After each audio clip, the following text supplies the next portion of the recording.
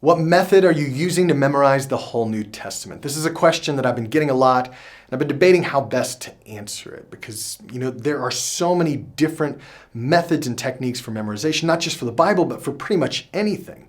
You could set it to music, you could create silly word pictures, you could develop a whole memory palace, and of course, you can just repeat it over and over and over until you can't not remember it. But instead of letting these options overwhelm you, try to look at this as a good thing. No matter what kind of learner you are, no matter how smart you think you are, no matter how you want to retain the information you're memorizing, there's more than likely a method that will work for you. Most of us default to rote memorization, which is what I was saying a moment ago about repeating it over and over until you're basically sick of it. The truth is, even if this isn't the most efficient way to memorize something, it does work. Back about 20 years ago, I used this repetition method to memorize the book of James in the Bible, and I was successful. But since then, I've come to realize a couple problems that I have with this memory method. First, believe it or not, the first two chapters of James are firmly ingrained in my mind. But from chapter 3 onward, things start to get a little fuzzy. You see, during the memorization process, I repeated chapters 1 and 2 constantly. But by the time I finished chapter 5, the last chapter of the book of James, I didn't have to repeat this chapter nearly as much because I was done with the book. And as you can imagine, that's the one chapter that I've had the hardest time remembering. The second issue was even more problematic for me though. You see, rote memorization is very linear. Verse 1 connects to verse 2, that prompts me to remember verse 3. They're all chained together, which in many ways is a good thing.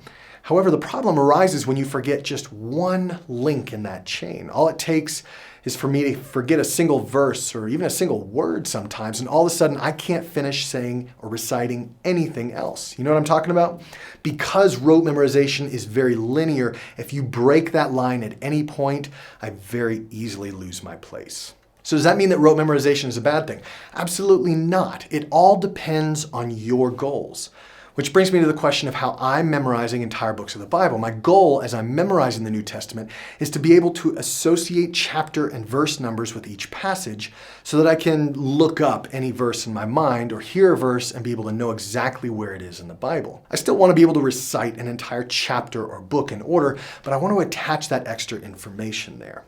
To do that requires combining a few different memory techniques that I'll share with you in just a moment, I promise. But before I do that, I really want to make sure that you listen carefully to what I'm about to say. There is no easy way to memorize anything. There are efficient ways, there are effective ways, but there is no easy way. You have to put in the effort, whether it's rote memorization or any other technique you choose. And there are pros and cons to the various methods. My method isn't the end-all be-all, and I admit that it does require a lot of work and creativity.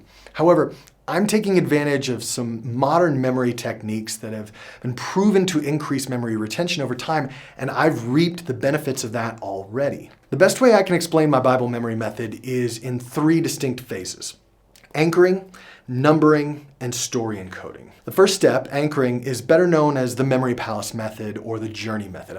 I'm finding a physical place that I know so well that I could literally walk through that space in my mind.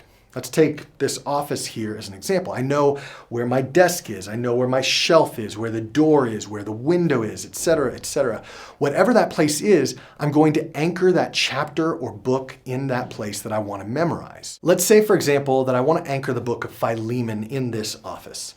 It's a small memory palace, but it might work because it's a 1-chapter book. Your memory palace could be your home, your school, your church, your office. It doesn't really matter. It just has to be a place that is etched in your memory. The next step for me, after I choose my physical anchor location, is to create a linear path around that location and associate a number with specific objects. In the case of Philemon, I need 25 unique places in this office to associate with the 25 verses that I can follow one after another. And for this to work well, I've learned that I can't just zigzag or allow for any random movements. I have to move around the space in a linear, very logical order. Again, there are so many ways that you can remember numbers, and if chapter verse number associations are important to you when you're memorizing the Bible, like they are to me, you're going to need to choose which method's going to work best for you.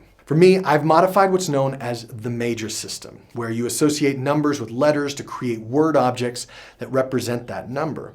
But even the most basic associations can work. For example, this stool, which has 4 legs, could stand for verse 4 if I wanted it to. If I needed to remember verse 23 and associate it with this picture of a building, I could imagine that maybe it's actually not just a picture of a building, but it's a photo of Michael Jordan jumping over the building to dunk a basketball. Jordan, of course, famous for wearing the number 23, so that's where the association comes for me. Whatever I choose, the point is that I'm finding a creative way to combine a physical location with the numeric association. If you want, I have a simple spreadsheet I've created that lists out number associations for 4 different methods that you can download using the link in the description of this video. All right, anyway, once I'm done, I should be able to walk in my mind's eye through the office and know exactly where numbers 1 through 25 are located. This is the foundation of how I'm able to pick out chapter and verses that I've memorized. Practically speaking, it looks like this. If you were to ask me what Galatians 3:4 says, here's what happens in my brain. I know that for me, the house we rent here in Thailand is where I've anchored the book of Galatians. Each room represents a different one of the 6 chapters, and for me, this dining room is chapter 3. The table in our dining room, which has 4 legs and helps me remember the number 4, is exactly where I've placed this verse. Galatians, my home, chapter 3, my dining room, verse 4, our dining room table. Okay, I know what you're thinking at this point. It's way too much work and much easier to just repeat it over and over until you've memorized it. But trust me, you know that feeling when somebody says a verse to you, or you're in a situation where a passage comes to mind, but you don't know exactly where it is? Well, imagine instead that you're able to pinpoint not just the exact book of the Bible, but you could also say the precise chapter and verse. This has happened to me a couple times over the past 6 months, and I can't even describe to you the amount of joy and satisfaction that it provides. I feel like I'm making full use of the powerful brain that God gives us.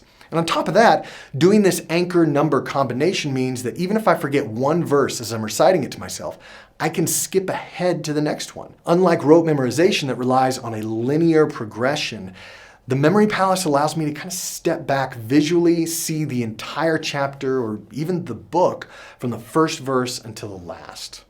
Of course, I haven't shared the last step yet, which is critical to this whole process for me, and that's the one I've called encoding. This is also the step where I suspect that most of us will approach differently. And don't be discouraged. I've come to learn over time that while this step may seem daunting at first, it gets much easier as you go along. The best way for me to describe my encoding method is with that old Disney theme park ride, It's a Small World. Did you ever ride that one? I think they've done it with the Pirates of the Caribbean now, and I remember something else at Six Flags that was very similar growing up. The point is that you're in a vehicle, either a boat or a car, that brings you through different rooms. Each of these rooms has a story being told all around you in that room that you watch in progression.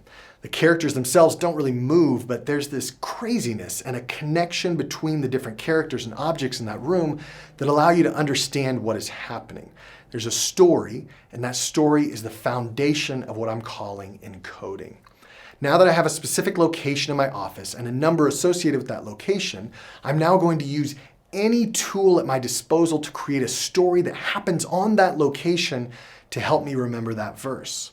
All right, let's say that this 4-legged stool is where I've placed Philemon verse 4. One example of how I might encode this verse, which you can see here in the NIV or New International Version, is by placing a pack of Always Ultra pads on this stool. I mean, it's weird. Those definitely shouldn't be in my office, and that's part of what makes this so fun, because the way our brains are wired, the stranger the story, the better we remember it. So in my story, the Always Ultra pads are being run over by a military tank that is then flattened by a massive elephant that is kneeling down to pray. Now, each object represents a word or a phrase that interacts with the next word or phrase and helps me remember the verse in order. So for this verse, those words are always, thank, remember, because an elephant always remembers things, and prayers. After just a short bit of repetition, this helps me remember that I always thank my God when I remember you in my prayers. Now, I'm simplifying things a bit, but you can see the possibilities. It's incredibly fun and exciting. And to be clear, rote memorization is still a part of my memory process. I'm still repeating the verse again and again in order to establish and then test how I've encoded the verse. But now I have visual cues in case I forget something, and it's been placed in a specific location associated with a specific number in my memory palace so I can find exactly which book, chapter, and/or verse it's in. So that's my Bible memory method. There are still so many parts of this I want to expand on, but I don't want this video to go on too long. The specifics for each of these three phases, anchoring, numbering, and story encoding, will be unpacked more as I go along. So if you're interested, please follow along, subscribe, or just dig into my video archive if you're watching this years later. What I don't want you to do is be discouraged. Don't feel like you have to adopt this method immediately or even at all. I just wanted to explain how I've been able to memorize and retain multiple books of the Bible in short periods of time. We're going to take this step by step, and right now, the best step you can take is to just get into the habit of spending 5 to 10 minutes every morning or evening, not much time at all, doing some sort of memorization using whatever method you want. If you have questions, leave them in the comments and I'll do my best to respond. More than anything, I just want you to dive in with the confidence that this is possible, and when it comes to the Word of God, it's worth it. God bless.